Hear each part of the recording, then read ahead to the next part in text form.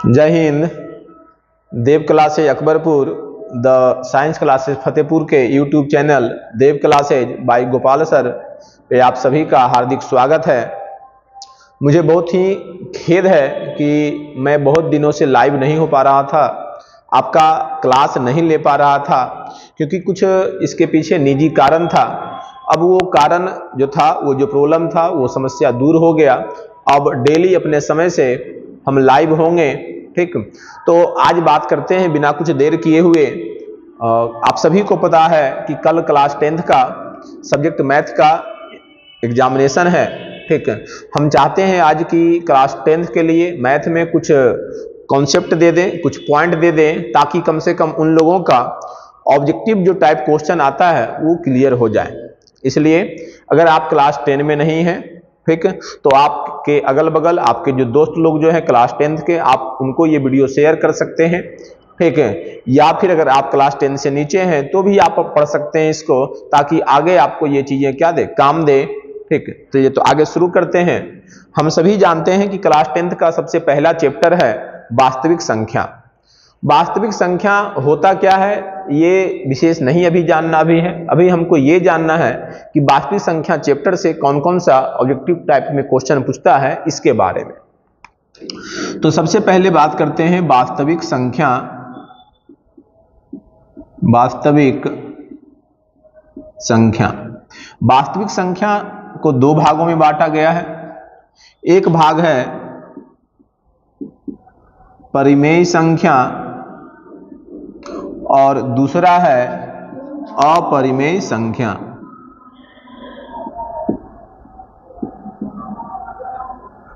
परिमेय संख्या कौन होता है? जो P बटा Q के रूप में हो, जहां P एवं Q दोनों पूर्णांक हो, दोनों पूर्णांक हो, मतलब अंश और हर दोनों पूर्णांक हो, परंतु जो इसका हर हो, मतलब Q जो हो वो जीरो नहीं हो।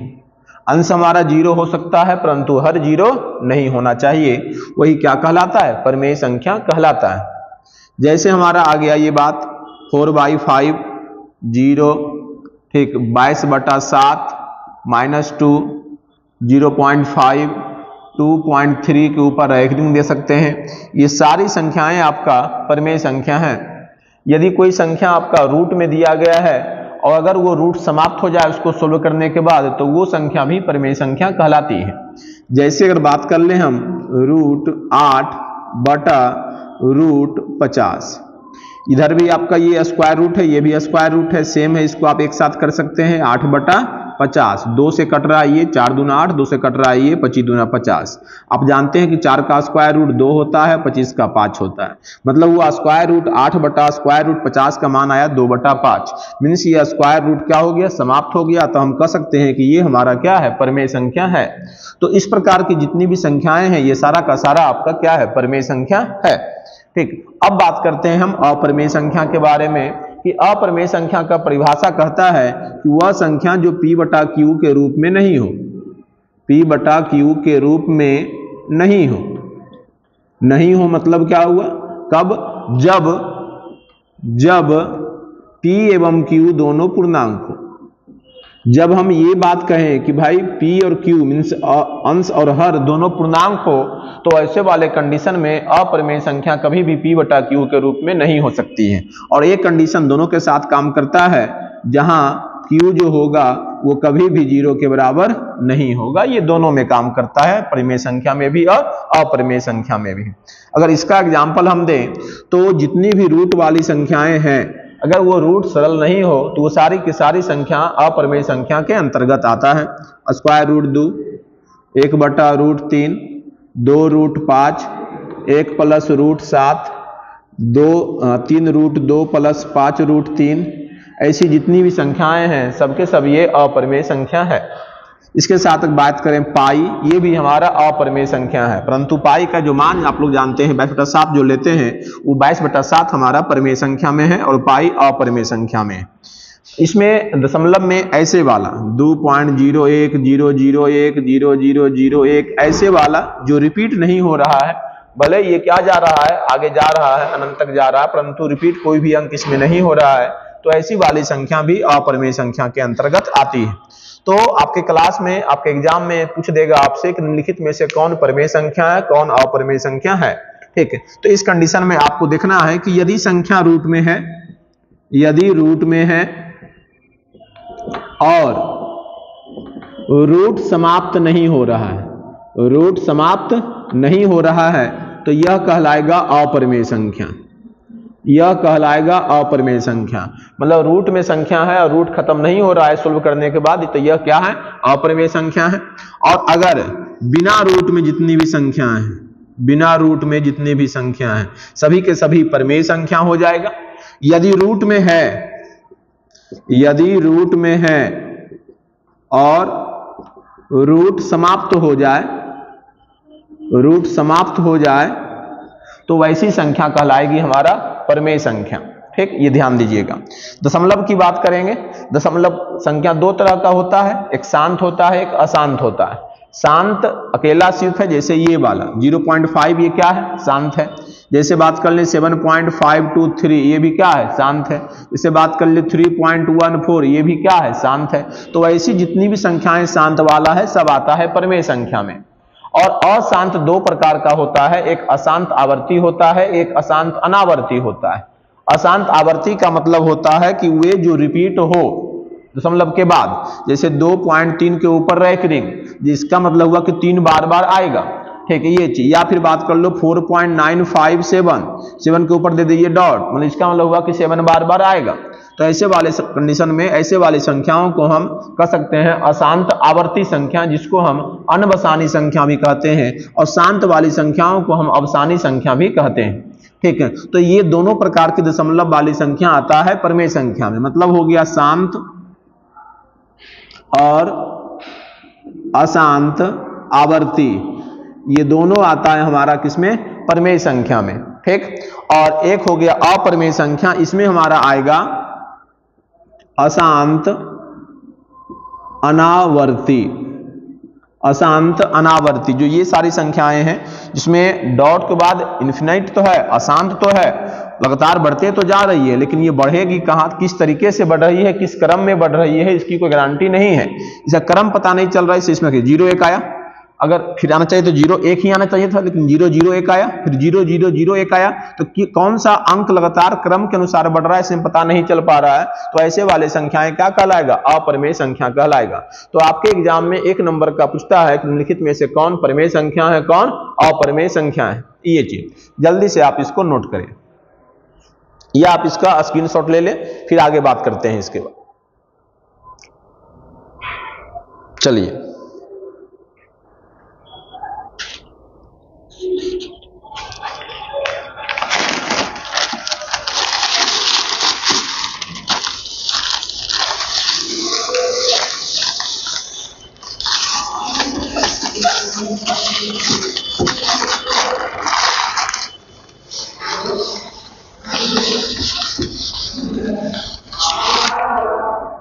अब जो हमने बांटा था परिमेय संख्या अपरिमेय संख्या के रूप में हम वास्तविक संख्या को, इसका मतलब हो गया कि सभी परिमेय संख्या क्या है, वास्तविक संख्या है। सभी अपरिमेय संख्या क्या है, वास्तविक संख्या है। परंतु सभी वास्तविक संख्याएं अपरिमेय संख्या नहीं है, ना ही सभी वास्तविक संख्याएं परिमेय संख्या है। ठीक, ये चीज। अब बात करते हैं कि परिमेय संख्या को भी अलग अलग भागों में बांटा गया है। किसको, परिमेय संख्या को।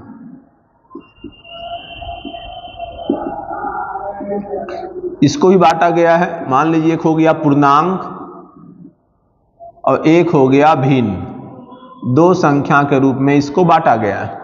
ठीक है, परिमेय को पूर्णांक और भिन्न के रूप में। पूर्णांक क्या होता है सर, तो पूर्णांक का मतलब जो भिन्न के रूप में नहीं है, डायरेक्ट लिखा हुआ है सिर्फ, जिसमें क्या कर सकते हैं, जिसका हर के रूप में हमारा 1 हो। जिस संख्या का हर के रूप में 1 हो, ठीक, वह संख्या क्या कहलाता है, पूर्णांक कहलाता है।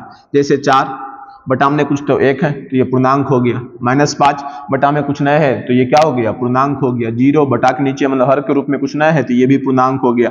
7 ये भी पूर्णांक हो गया। -3 ये भी पूर्णांक हो गया। 1 हमारा ये भी पूर्णांक, -1 ये भी पूर्णांक। ये सारी संख्याएं हमारा क्या है, पूर्णांक संख्याएं है। ठीक, भिन्न मतलब क्या हो गया कि वह संख्या जो अंश बटा हर के रूप में लिखा हुआ, जो बटा के रूप में लिखा हुआ हो, वो भिन्न संख्या कहलाता है। जैसे 4/5, जैसे 3/2, जैसे 4/9, जैसे 22/7, ये सारी संख्या, जैसे -3/5, ये सारी संख्याएं हमारा क्या है, भिन्न संख्या कहलाता है। ठीक, अब देखिए भिन्न संख्या के बारे में विशेष हमारे क्लास में नहीं पूछता है, हमें पूछता है इसमें से थोड़ा सा ऑब्जेक्टिव में पूछ देता है कि पूर्णांक जो होता है इसको भी आप बांट सकते हैं 3 तरह से। आप इसको देख रहे हैं यहाँ पे गौर से आप देखिए तो इसमें प्लस में है, ये 0 है और ये माइनस में है, मतलब हो गया यहाँ पे ऋण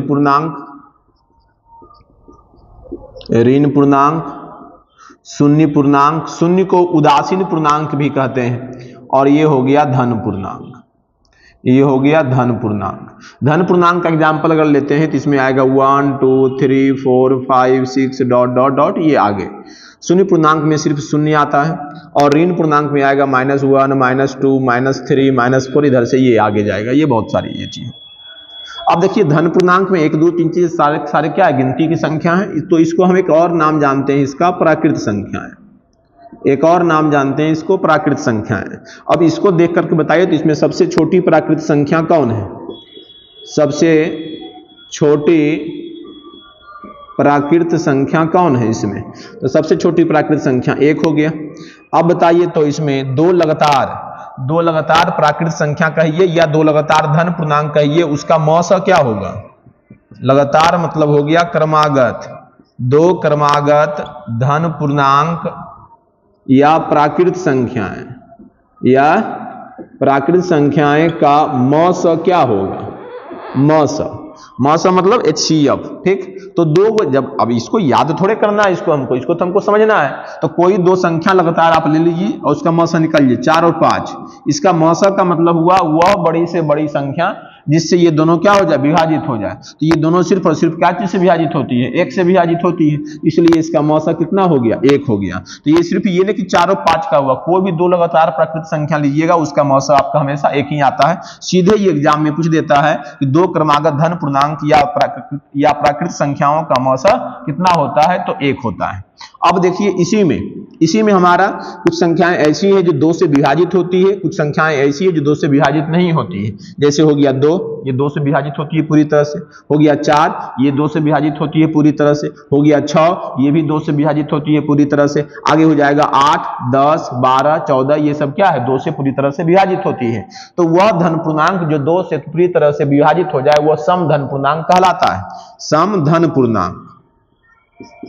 अब इसको थोड़ा सा समझ लीजिए आप, सम धन पूर्णांक में कौन कौन आ गया, 2 आ गया, 4 आ गया, 6 आ गया, 8 आ गया, 10 आ गया, 12 आ गया, ऐसे ही आगे होगा। अब कोई आपसे पूछ दिया कि सबसे छोटी सम धन पूर्णांक कौन है, सबसे छोटी सम धन पूर्णांक कौन है, तो कौन हो जाएगा, 2 हो जाएगी। फिर कह दिया तुम आपसे कि 2, वही चीज मौसा वाला, 2 क्रमागत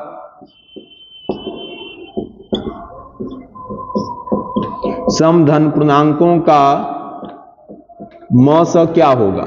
तो आपको ये याद नहीं रखना है कि मौसा क्या होगा, आप दो लगातार सम संख्या ले लीजिएगा। जैसे मान लीजिए ले लिए हम 4 और 6। अब ये पता कीजिए कि ये 4 और 6 ऐसी कौन सी बड़ी से बड़ी पहाड़ा है जिसमें ये दोनों आए, तो एक में भी ये दोनों आता है और 2 में भी आता है, दोनों आता है, दोनों की बात करना है यहाँ पे। तो बड़ी पहाड़ा कौन हो गया, 2, इसका मतलब इसका मौसा कितना आ गया, 2 आ गया। मौसा कितना इसका आ गया, 2 आ गया। अगर यही लॉसा पूछ दे तो इसकी लॉसा की कोई गारंटी नहीं है, लेकिन इतना गारंटी है कि लॉसा में जो दो संख्याएं रहेंगे वो दोनों को आप गुना कर दीजिएगा और 2 से भाग दे दीजिएगा, वही उसका लॉसा हो जाएगा। ठीक है, एक अंतर पूछता है इसमें, तो आप जानते हैं कि सम संख्या में कितना का अंतर होता है, लगातार में 2 का अंतर होता है, ये चीज आप इसको बता दीजिएगा। इसी में जो बच जाता है सम संख्या के अलावा 1 3 5 ये सब कहलाता है विषम धन पूर्णांक, ये सब कहलाता है हमारा विषम धन पूर्णांक कहलाता है। कौन कौन, 1 3 5 7 9 ये सब वगैरह, ये सब विषम धन पूर्णांक कहलाता है। बताइए सबसे छोटी विषम धन पूर्णांक कौन है, सबसे छोटी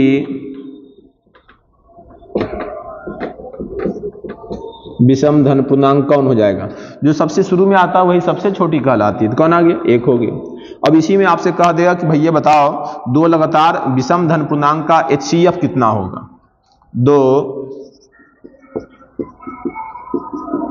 क्रमागत विषम धन पूर्णांकों का HCF। आप एग्जाम्पल के रूप में कोई दो लगातार विषम संख्या उठा सकते हैं। जैसे मान लीजिए 9 उठा लीजिए, 9 के बाद क्या आता है 11 उठा लीजिए। अब बताइए तो ये दोनों कौन सी बड़ी संख्या से विभाजित होगी?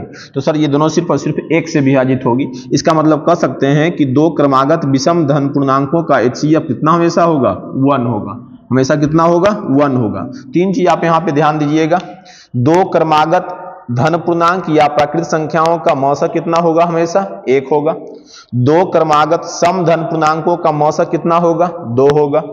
दो क्रमागत विषम धन पूर्णांकों का मौसक कितना होगा? 1 होगा। ठीक, अंतर की बात कीजिएगा तो दो लगातार धन पूर्णांक या प्राकृत संख्याओं के बीच का अंतर 1 होगा। देख लीजिए आप, 1 2 के बीच में 1 का अंतर, 2 3 के बीच में 1 का अंतर, 3 4 के बीच में 1 का अंतर। ऐसे ही दो लगातार सम धन पूर्णांक में 2 का अंतर होता है। देख लीजिए 2 और 4 के बीच में 2 का अंतर, 4 6 के बीच में 2 का अंतर, 6 8 के बीच में 2 का अंतर, जहां भी जाइए।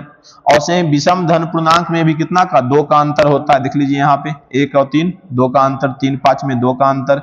मतलब ये चीज अंतर, HCF, ये सब वगैरह क्या है आपसे एग्जाम में पूछ देता है। तो ये चीज आप क्या कीजिएगा? माइंड में रखिएगा। तो ये अभी हमने जाना किसके बारे में? धन पूर्णांक के बारे में, धन पूर्णांक के भाग के बारे में जाना। जल्दी से इसको आप स्क्रीनशॉट ले लीजिए, फिर इसमें आगे बात करते हैं।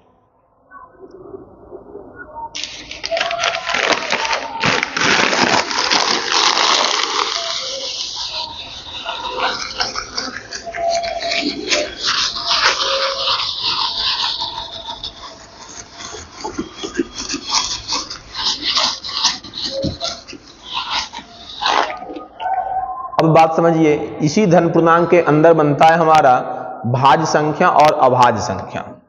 एक हो जाता है भाज्य संख्या। भाज्य संख्या का एक और नाम है यौगिक संख्या। इसका एक और नाम है यौगिक संख्या। ये क्या कहलाता है? तो इसका परिभाषा होता है वे धन पूर्णांक जिसके 2 या 2 से अधिक गुणनखंड हो। वे धन पूर्णांक जिसके 2 या 2 से अधिक गुणनखंड हो। ठीक, जैसे आपका बात, अब धन पूर्णांक की बात कर दिए तो इसमें कौन कौन आएगा? 1 आता है, 2 3 4 5 6 7 8 9 10 11 12, ये सब क्या है? सबके सब हमारा धन पूर्णांक है। इसी में से हमको छांटना है कौन हमारा क्या है? ये चीज भाज्य संख्या या यौगिक संख्या है। हमने परिभाषा क्या बताया? 2, कम से कम 2 उसका गुणनखंड होना चाहिए, 2 से ज्यादा हो चलेगा। ठीक है, अब बताइए 1 गुणनखंड का मतलब क्या होता है? वैसी संख्याएं जिससे दी गई संख्या विभाजित हो जाए। तो 1 किससे विभाजित होता है? सिर्फ 1 से।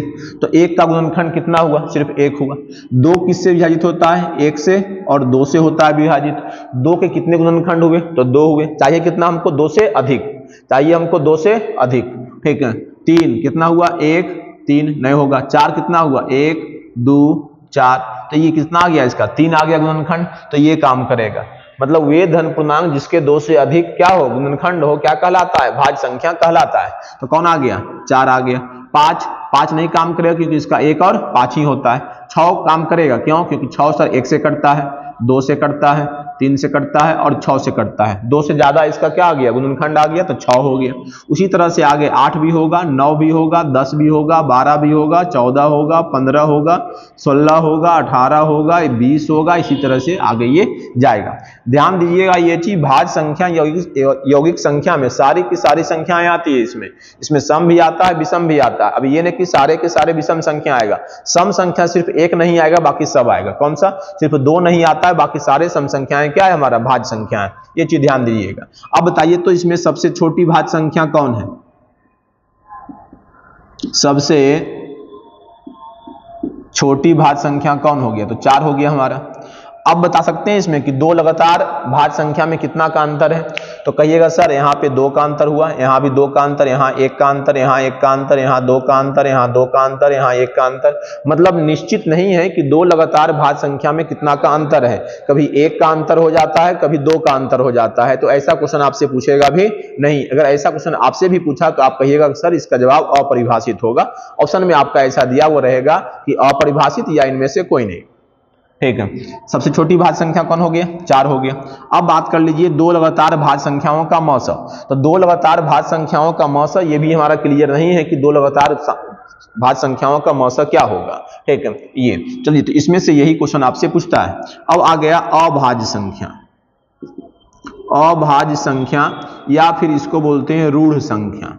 रूढ़ संख्या ये क्या होता है? तो वे धन पूर्णांक जिसके केवल दो गुणनखंड हो, वे धन पूर्णांक जिसके केवल दो गुणनखंड हो, या कहें तो वे धन पूर्णांक जो केवल एक और स्वयं से विभाजित हो।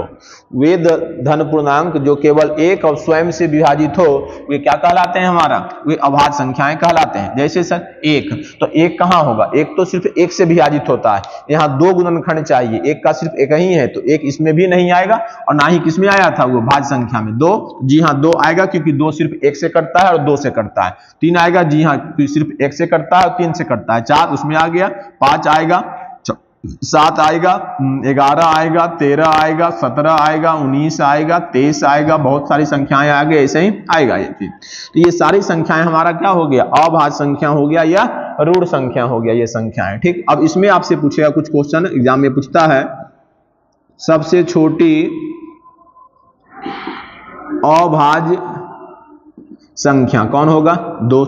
जो सबसे शुरू में आता है वो सबसे छोटी हो गया, दो हो गया। अब एक चीज बताइए इसमें हमको, एकमात्र, ये एक लिखा हुआ है, एकमात्र सम अभाज्य संख्या, मतलब एक ही संख्या है, मात्र एक ही संख्या ऐसी है जो सम भी है और अभाज्य भी है। आप देख लीजिए पूरा, आगे भी आप जाके देख लीजिएगा, उसमें आपको सिर्फ यही एक संख्या है दो, जो क्या है? सम भी है क्योंकि दो से कट रहा है दो, और अभाज्य भी है क्योंकि इसके केवल दो गुणनखंड है, एक और दो। तो ये मात्र एक ही संख्या है। मतलब सबसे छोटी अभाज्य संख्या की बात करें तो भी जवाब दो, और एक मात्र सम अभाज्य संख्या की बात करें तो भी जवाब हमारा क्या आया? दो आया। अब यही आपसे पूछ देगा सबसे छोटी विषम अभाज्य संख्या।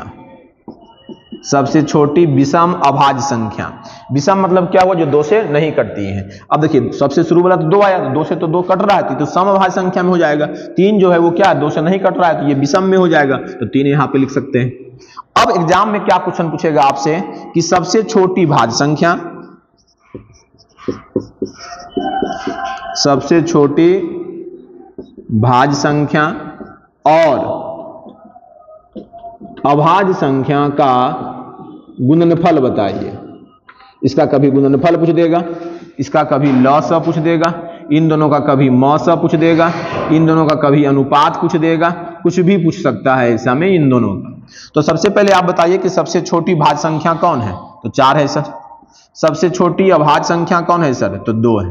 अब इन दोनों का गुणनफल पूछेगा, मतलब गुना कर दीजिए दोनों को, तो 4 दूना कितना हो जाएगा? 8। कितना हो गया? 4 दूना 8। इन दोनों का लॉसा पूछेगा, तो 4 और 2 का लॉसा बड़ी संख्या होती है, मतलब 4 अगर 2 से कट गया तो 4 इसका क्या हो गया? लॉसा हो गया। मौसा क्या होती है? छोटी संख्या अगर क्या हो गया?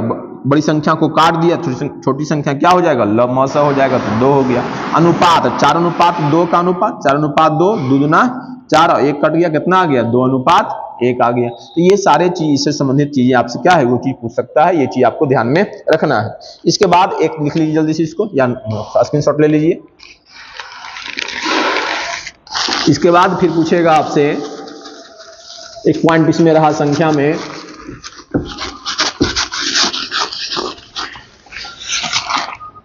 सअभाज्य संख्या।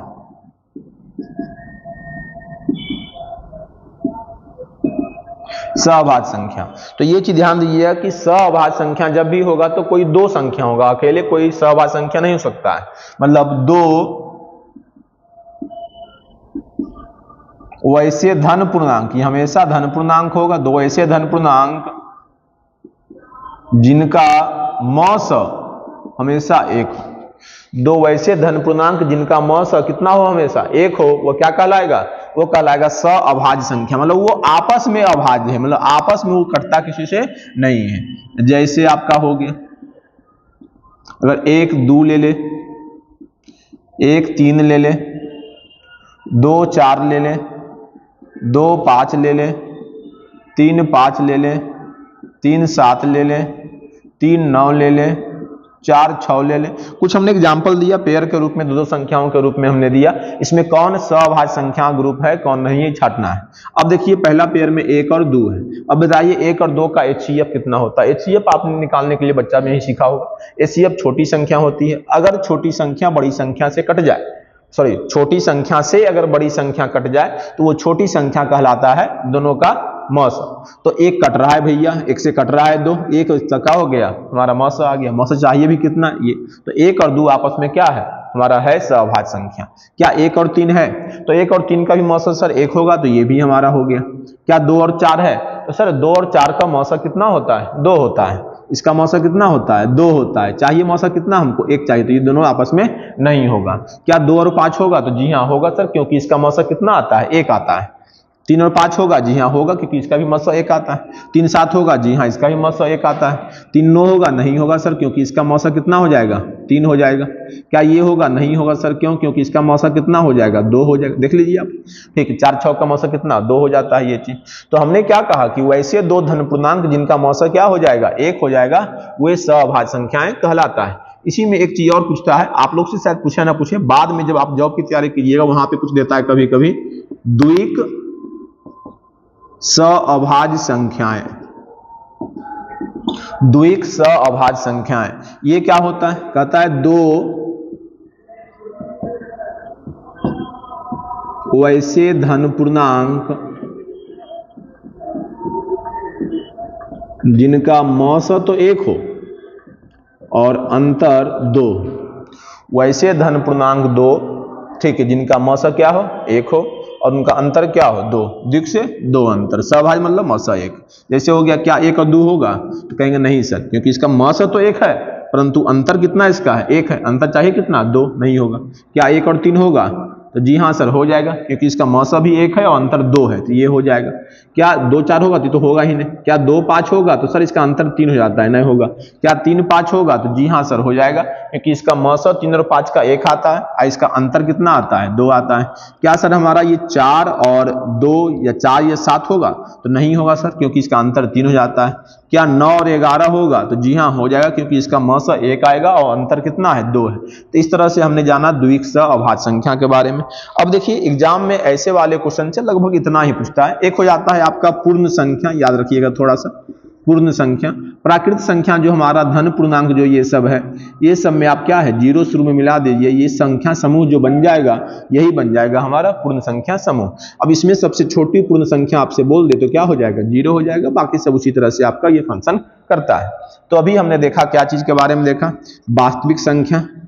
वास्तविक संख्या किसका समूह है, तो परिमेय संख्या का और अपरिमेय संख्या का, ये चीज देखा हमने। अब परिमेय संख्या में भी आया था पूर्णांक, आया था भिन्न, आया था। भिन्न के बारे में विशेष नहीं पूछता, इसलिए भिन्न के बारे में हमने बात नहीं किया। पूर्णांक में क्या देखा हमने, समधन पूर्णांक देखा। पूर्णांक में हमने विषम धन पूर्णांक देखा। उसके बाद हमने देखा भाज्य संख्या देखा। उसके बाद देखा अभाज्य संख्या देखा। उसके बाद सहभाज्य संख्या देखा। उसके बाद आपका हम द्विक सह अभाज्य संख्या देखा। ये सारे चीज के बारे में हमने जाना, ठीक है। अब इतना इसको नोट कर लीजिए, इसके बाद फिर हम आते हैं, ठीक है।